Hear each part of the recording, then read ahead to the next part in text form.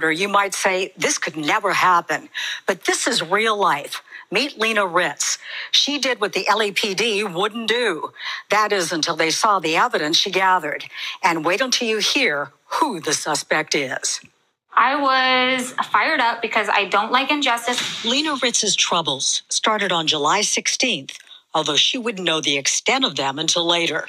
On that Sunday, she went to the LAPD detention center in downtown LA to bail out a relative on an unrelated charge. A couple of days later, she was going through this phone case where she keeps her credit cards when she noticed something wrong. Her debit card was missing. She discovered someone was using her debit card to buy expensive items. She went into overdrive. So I logged on to my online bank account and I noticed a very large transaction at a furniture store. And I thought, this is very weird. Lena called her bank customer service representative over and over again, but she says she got no assurances that Citibank would cover her losses or even investigate. In fact, they pointed an accusatory finger at her, saying that she must have made the charges because a debit card requires a PIN. They referred her to local police. Lena says she tried reaching the LAPD a dozen times. Again, no interest in helping her. When the detectives wouldn't do anything, I thought to myself, where do I go from here? So Lena turned relentless investigator. She went to every store where her card was used. She tracked down receipts with dates and times. She begged, cajoled, and convinced some of the stores to give her the security video of her card being used by the suspect. Home Depot was very helpful. They sent me clips of him using it, and I asked for it to be time-stamped. There's a security team at IKEA, and they... Hold on. So you're telling me that a friend got arrested and the cop stole your debit card? How did he even get in touch with your debit card? What is going on here? And then he want to go shopping at Home Depot. He want to go on a splurging shopping like never before. We ain't never seen. The cops don't get paid that much anyway, so they can't go shopping like this. He done ran up $2,000. $2,000 on her debit card. Can y'all believe that? And then it's the same cop that told her when she went to go bail out her friend that everything was going to be all right. They've got great cameras that followed the man around and saw him not only using my card. Weeks had passed. Thousands of dollars had been charged to her missing card, and no break. But then Lena enlarged the suspect photo, and finally, it hit her like a ton of bricks. Remember when we told you she had to go downtown to bail out a relative? The suspect, the guy on the store surveillance video, looked exactly like the friendly cop who handled her intake that emotional day at the detention center. I put it together and I said, this actually looks a lot like the police officer that took my stuff through security that I met at the Metropolitan Detention Center. Not only did Lena have photos of the suspect. That's how the fool got her debit card. That's how the police officer got her debit card. You know, when they got to search your bags and everything through the metal detectors and they make you put it on the thing, he must have snatched it in there. And then he said, you know what, I'm going to take my family and I'm going to take all my friends, as you can see here right in the picture, on a shopping spree with the woman's debit card. Hey, once a criminal, always a criminal. So this cop Ben had criminal activities in his mind. He just needed a day to unleash it. And he unleashed it right here. This is crazy. Officer Edmund Bababians. She had a photo of the suspect's car and a partial plate. Suddenly, the LAPD was urgently calling her. Gosh, you know, I remember the moment that they confirmed that it was him. I was a mix of emotions. To be honest, a part of me felt elated, also relieved, because I thought that meant, okay, I'm getting my money back and justice is going to be served. Well, one thing about banks is they ain't gonna give your money back. I bet you she still haven't gotten her money back till today, because these banks be frauds anyway. The banks is in cahoot with the police station. Sometimes, or at least. But I don't think she gonna be getting her money back. unless the police station or whatever say, you know what, you're gonna give this woman all her money back or whatever. But we gonna see. As far as Lena's bank, Citibank emailed me today and said that they are investigating the matter. Lena says almost $2,000 was debited from her account. As of tonight, that money has not been returned yet, but she certainly got their attention, Christine and Ellen. You see, that money hasn't been delivered back yet, but she got their attention. But we don't want attention. We want our money back. That's what we want. Now, in this next episode, this is crazy because I keep telling you, Atlanta is the scamming capital of America. With a major nationwide fraud scheme. Gwinnett County police say crooks scammed at least 8 companies out of more than $440,000. 8 companies. Police say they caught one of the suspects red-handed. Fox 5's Christopher King is in Lawrenceville, where that guy tried to strike. Police say Winston Dugan tried to cash a check here at this bank. Problem is, it was bogus. Police caught him in the act. We have video of that confrontation. Call from the bank. Gwinnett County police confront a man they say is trying to cash a bogus check with fake ID. They said the documents that you provide. I need to get out of here, sir. No, you're fine. Fraud. The man appears to act innocent. Where are those documents? I don't have it. Police say back in October 2022, this man tried to cash the check at Fifth Third Bank on Lawrenceville-Sewanee Road in Lawrenceville. Let me see the ID. Police are not buying his story. You know this is no good, right? Oh, you know it's no good, sir. Look at his face. I'm not sure if you could get a great look at his face, but look at his face. He got that, you done messed up, right, face. The officer got that face too. You done messed up, right? Right? You done messed up, huh? You know your funky ass going to jail, right? I know you do. I can feel it. I can look at it. Officers arrested Winston Dugan and confiscated... Winston Dugan? I knew I realized that face from somewhere. That's that dude that be in Country Wayne skits. Yeah, Winston Dugan. I know I seen you from somewhere.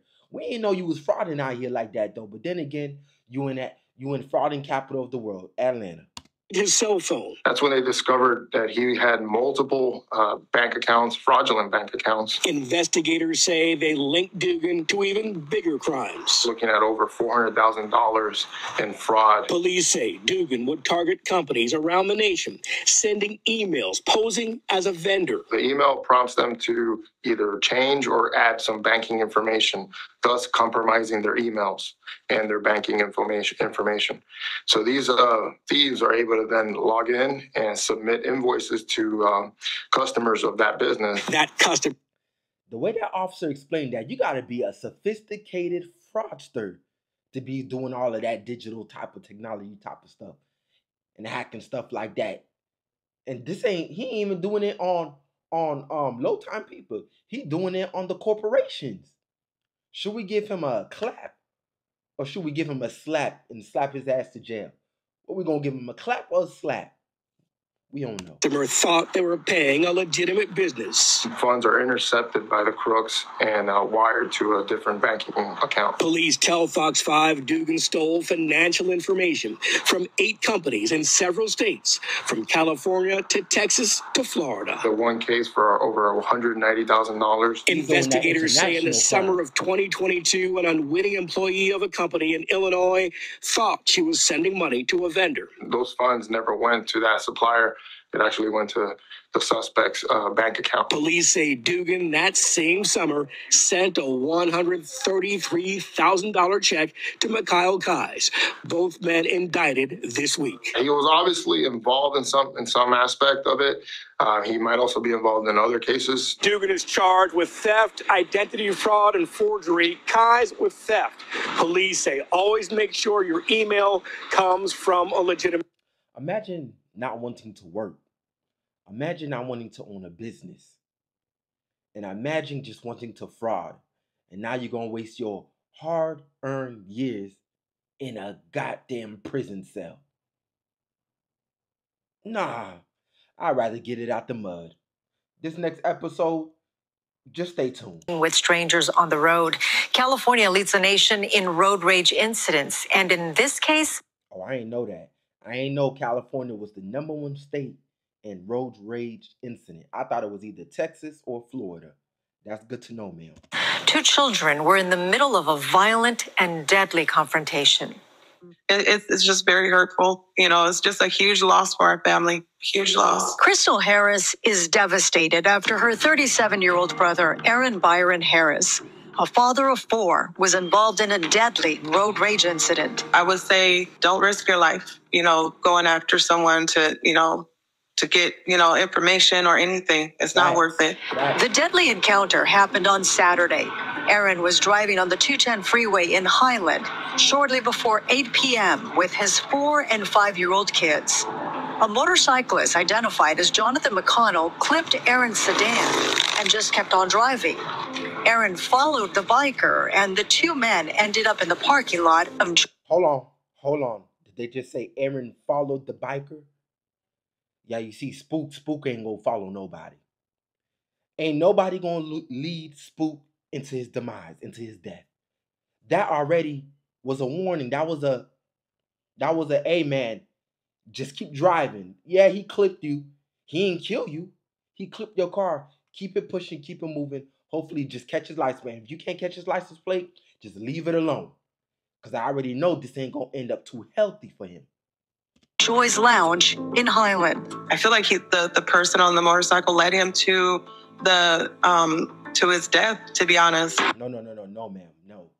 No. The person on the motorcycle did not lead him to his death. He led himself to his death by following the motorcyclist. Because you don't know who you following. There's killers out here, ma'am. And they'll get ready to take your life in a jiffy. What you talking about? He led himself to his death, not the motorcyclist. The motorcyclist didn't say follow me. He chose to follow the motorcyclist. And I ain't following nobody. All right? Like I said, I'm going to get their license plate number. And if I ain't get their license plate number, oh well. A confrontation between the two men escalated into a gunfight, and both died. Watching in horror were Aaron's young children. The kids, when I talk to them, they just sound traumatized, and more so, they just said, Auntie Crystal, my dad is dead. And that hurt my soul because they were in the car witnessing the whole incident. Crystal has set up a GoFundMe account for Aaron. Sir and ma'am, I'm going to tell you like this. If you don't got no life insurance and you got some kids, you already failing as a parent. If you got no life insurance and you a grown-ass 30-year-old, 40-year-old, 50-year-old, or 60-year-old, or 25-year-old, and you got no life insurance, you already failing as a father or mother. You see, now she got to go do this for her brother. Raise a GoFundMe. When $100,000 policy that is cheaper than $35 a month, $40 a month. Can think about that, leaving them $50,000 each because you have a $100,000 policy, or leaving them $100,000 each if you die. This $3,700 or even $9,000, which is the goal, is not going to do nothing for the kids. Go get yourself some life insurance policy and protect your kids. All right? Protect your kids just in case you die. Aaron's children. And we're hoping to get the two little ones in immediate counseling since they were in the car at the time of the incident. While the family cherishes the memories of Aaron and navigates their grief, Crystal hopes others learn from this horrific tragedy. There was someone that hit your car and they decided to flee. Don't go after those people because you just don't know. Your car you can replace and your life you cannot replace. Now, the children were... Damn Skippy. And then hold on, you tell me he had his 2-year-old and 5-year-old in the back of the car. And first of all, number one, the kids should come first. So you shouldn't be following nobody into danger because you're putting your kids in danger. I told you, protect the kids, ma'am and sir. That's the first. If you got some kids, that's the first objective. Protect the kids. So we ain't leading the kids into no dangerous situation. And now you having a shootout in front of your kids. And what about if a bullet was to go through your kids and now your kid's dead? And now you failed as a parent because you didn't protect the kids. Nah, Spook is all about protecting the kids by any means necessary. That's why I believe pedophiles should have death. Yes, protect the kids, man. And I'm going to end it like this. This was a tragic death. 2 of them end up dying too. The motorist and him end up dying. I guess they both gave a blow. It didn't need to end this way. He could have still been alive as a father. And then didn't have life insurance. Oh, man. What a tragedy. Spook is heading out. I love y'all. Thank y'all for tuning in with me. Spook, appreciate y'all for the bottom of his heart. And we going to see you on the next episode. Love y'all.